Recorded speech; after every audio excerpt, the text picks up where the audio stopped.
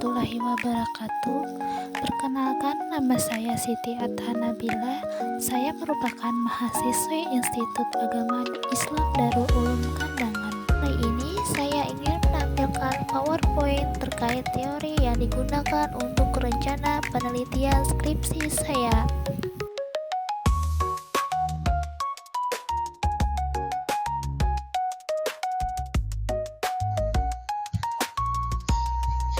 Di sini saya mengambil penelitian sejenis ada 3. Yang pertama ada Partono tahun 2020 dengan judul Aktivitas Metode Cerdas Cermat Cepat dan Tepat atau C3T dalam meningkatkan motivasi belajar pikir. Yang kedua ada Elsa Wijayanti Nurwijayani tahun 2021 dengan judul Best Practice Upaya Meningkatkan Ketuntasan Belajar Siswa dengan Metode C3T dan Tutor Sebaya. Dan yang terakhir ada Putri Siskasari dan kawan-kawan tahun 2018 dengan judul Pengaruh Metode Cerdas Cermat Cepat dan Tepat atau C3T terhadap motivasi belajar PKN siswa kelas 9 SMP Negeri 40 Pekanbaru. Dan selanjutnya ada teori yang relevan dari hasil analisis terhadap penelitian sejenis. Yang pertama ada teori konstruktivisme menurut Jean Piaget dan Lev Vygotsky.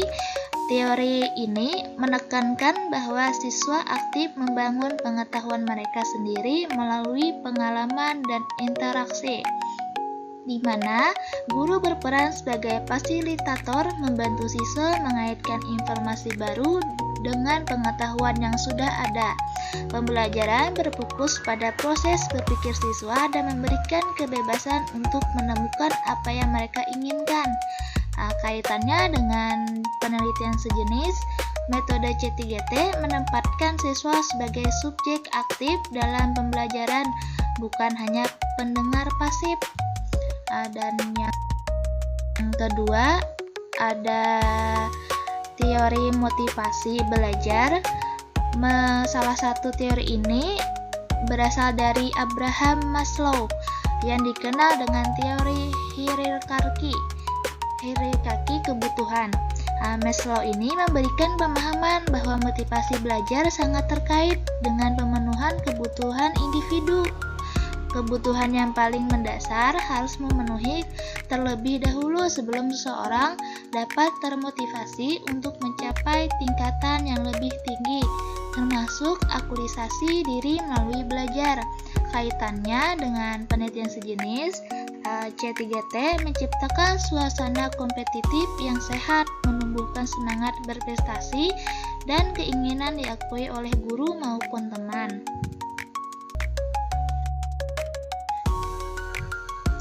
Dan yang ketiga ada teori pembelajar komparatif. Pembelajaran ini adalah pendekatan pembelajaran yang menekankan kerjasama dan interaksi sosial antar siswa untuk mencapai tujuan pembelajaran bersama. Salah satunya, teori pembelajaran ini berasal dari John Dewey yang menekankan pentingnya interaksi antara siswa dalam pembelajaran. Dewey berpendapat bahwa kelas harus mencerminkan masyarakat yang lebih besar dan berfungsi sebagai laboratorium untuk belajar tentang kehidupan nyata. Kaitannya dengan penelitian sejenis, pada penelitian Elsa Wijayanti, metode C3T digabungkan dengan tutor sebaya yang mencerminkan strategi pembelajaran komparatif. Dan yang terakhir ada teori pembelajaran aktif. Teori ini berasal dari Jerome Bruner.